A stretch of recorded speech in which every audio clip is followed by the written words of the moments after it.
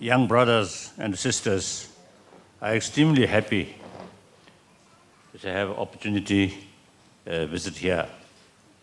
Of course, firstly, I would like to thank I think almost 3 generations sort of friendship. Oh, yes. One chair here. So I really not only appreciate, your sort of invitation, but also, I very much appreciate all your work.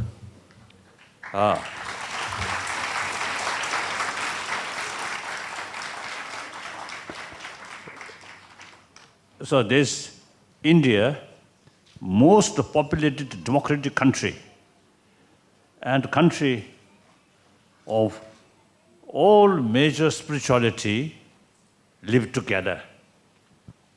So for development of this country, education is key factor. So I think government level, federal government, state government level, I think their best. Or sometimes maybe big budget, but reach the real sort of spot may be less because of corruption. So in this, such private sort of institution, really very, very effective. India really need this kind of sort of work. So I just mentioned in the last several years, in different states, I found some sort of institution or organization really, making effort, the development, particularly in the rural area. So now I feel that these different sort of organizations, different state, more coordination and sort of discuss, exchange different experiences one another, then can be more effective. I just mentioned to him. So India, as I mentioned earlier, is the most populated democratic country. I think second populated nation. First, China, most populated, 1.3 billion. India, now 1.2 billion. So unfortunately, China, not a democratic country. China is changing. So India, really, I think the example, most populated great democratic country. So now, and then I think among 3 civilizations, Egyptian civilization, and Kasadi, Indus Valley civilization, and Chinese civilization, among these 3 civilizations,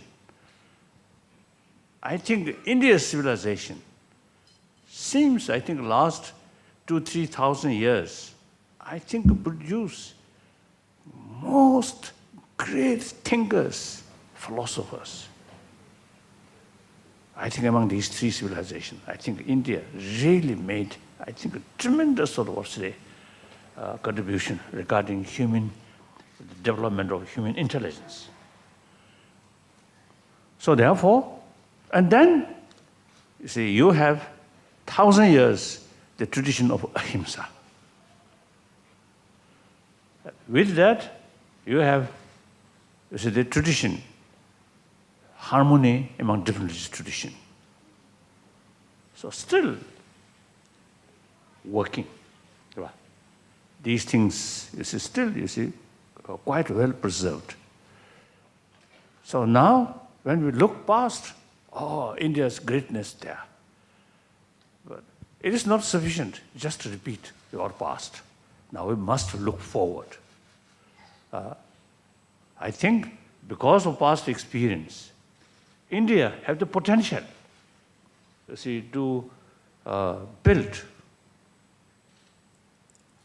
further on the basis of these values, plus modern technology, modern education, combinedly, then I think India not only benefit to 1.2 billion of Indian people, but also, you see, can be significant contribution for whole Asia and then whole world. And your neighbor, you see, China, People's Republic of China, a great nation. Sometimes I frankly telling, you see, Chinese people are more hardworking than Indian. Because of the, I think, heat. Sometimes you a little bit sort of more relaxed. So naturally, you see, you have to work hard, not in the sense of, I mean, because of the sense of sort of bad competition, but positive way, sense of competition. It's use, it is good, it is need. So, while you see people from China, really now, because of wake up way, last now 60 years, you see, much developed. So India also now, you see, should work hard. So here main thing is education. And as we discussed, the modern education alone not sufficient. 1,000-year-old, your own sort of the rich knowledge about inner world. I always telling or talking in different countries, particularly with scientists or psychologists or physicists. I always talking, the ancient Indian psychology is very, very rich, highly developed.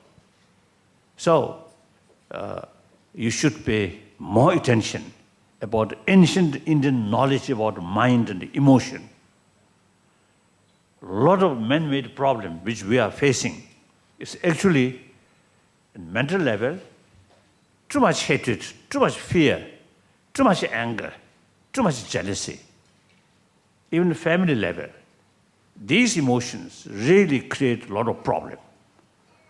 So now, counterforce, you see, these things must develop within mind, within emotion. So, such as karuna, maitreya, and altruism, these things are the counterforce. So therefore, the people in education field, not in temple, but education field, should include, you see, the teaching about emotion.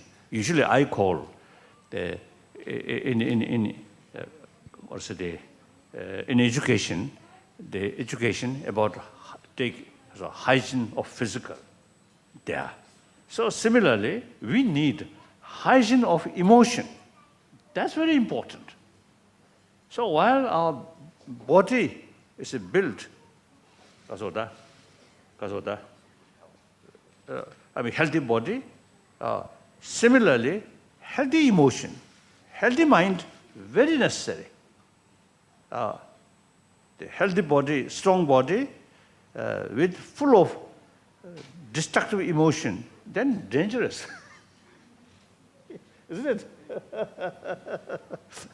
So therefore, and then also the just materialistic education alone also sometimes bring more danger. So this human intelligence, very, very brilliant human intelligence, which sometimes help to destructive emotion. I think most of the,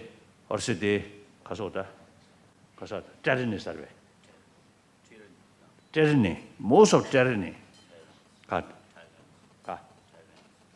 What, I don't know what. And those who see people in human history, you see, hero or say, now for example, Hitler and Himmler, I think particularly Himmler, I think very intelligent person. I think he planned a systematic sort of way to eliminate Jews. Like that. And many, I think, and Lenin, I think very, very brilliant person. I think very, very brilliant. Stalin, I don't know. So therefore, you see, the very sharp mind, intelligent person, guided by negative emotion, hatred, anger. I'm socialist. As far as socio-economic theory is concerned, I'm Marxist. I respect, I admire Marxism. Really, so the emphasis, equal distribution. Whereas capitalism, I think generally more individualistic sort of way. So less emphasis, the equal distribution. So I very much attracted Marxism. But Marxism, I think, spoiled by Lenin. I feel that way. At the time of a Bolshevik, besides the Civil War, also some threat from outside. So the pure Marxist ideology then very much mixed with wartime mentality, suspicion, distrust, too much strict control, censorship. These are wartime sort of what's the thinking. So unfortunately, since Lenin, the whole Marxist sort of ideology, then very much sort of I mean, mixed with circumstances during Civil War. Too much emphasis now, suppression. So I feel, you see, Karl Marx, no, I mean Lenin, I feel spoiled the real sort of the value or genuine value of Marxism. Then look, Chinese Revolution. Original idea is very good. If true socialist sort of thinking remain, that this gap rich to poor, impossible. Corruption, impossible. But, you see, in the socialism, I think if Chairman Mao Zedong and those leaders emphasis altruism, then today's China could be different. But socialism, Marxism, wonderful, but too much involve hatred. That automatically brings suspicion, distrust. So therefore, you see, most of these sort of, historical sort of figures, like Mahatma Gandhi, who really emphasis love, compassion, simplicity. When India became independence, he did not want to take because of position of leadership. And look, his dress almost looks like Indian, an ordinary beggar. Wonderful, wonderful. So these, I think, India sort of really sort of greatness, thoroughly modern educated, at the same time preserve 1,000-year-old India's value, tradition. So now modern India should have that kind of sort of India, that kind of thing. Right? So now you, particularly those young boys and girls, your physical are now growing week by week, isn't it? So similarly, you see, the proper sort of way to show how to lead remaining your life. Right? And you, wherever I give talk, I always say, the generation of 21st century. You are truly the generation of 21st century. So sometimes I jokingly telling people, my generation, this generation of 20th century, I think create a lot of problem on this planet, including ecology. So now, this generation of 21st century, you have to solve these problems. So think, it's a more wider way. And for that reason, the teachers, you see, should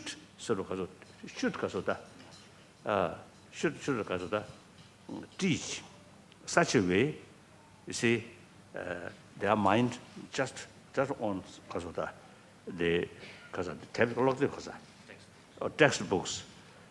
Textbook, something like key, open their mind, not just copy. Oh. So here, ancient, you see some of the text about Buddhist, about logics, not only Buddhist logic, but also you see the ancient Indian logic and the psychology. This I think should include. That really help sharpen their mind, according to my own experience. After I study the Pramana Vatika, Vatika Marve, Parman, Dignak's text, as well as Dharmakirti's text. After I study, I think 1 year, more serious study, then what happened? Whenever I saw something, whenever I see something, then immediately, why, how, these two words always come in my mind. So that very, very helpful. Then carry investigation, so analyze. That immense help to know the reality. Just copy the textbook, and then your brain remain like a computer. So our brain is a living computer. So you see, you must utilize, you see, your brain analytical, right? Analytical way of thinking is very, very important. So as a teacher, concerned people, you see, not only you see, give sort of the lesson, but also try to open their sort of ability. And then they themselves carry some initiative. That is immensely important for human creativity, not negative way. So the creativity, wonderful. The one balance, the creativity become more positive is warm-heartedness, sense of concern, of responsibility, of rest of the community. So that I want to share with you. Yes, for physical sort of growth, play very, very important. Do you like some play, isn't it? That's very important. But at the same time, when I was young, I prefer play rather than study. So I think you also equally pay more attention about study and analyze. If you give them analyze, then their interest may be developed. Just to repeat what teacher taught, then they may feel boring, isn't it? Like that. So that's important. Then at the beginning, you see, you chanting something. You see, you also, you see, those young students also, you see, knows, you see, that chanting. But then I would like to ask you, do you know the meaning? Those who, the sentences they are chanting, do you know the meaning?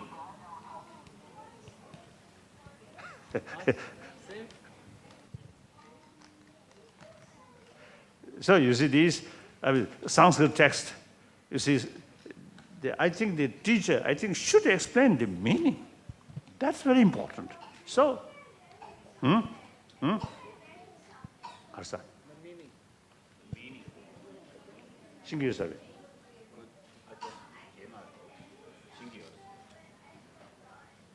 I forgot, sir. So that's very important. Otherwise, you see, almost like this tape recorder. Many Tibetans, you see, recite some sort of, or say, a text of prayer without knowing the meaning. They're not much helpful. Not much helpful. Right? They understand about the meaning.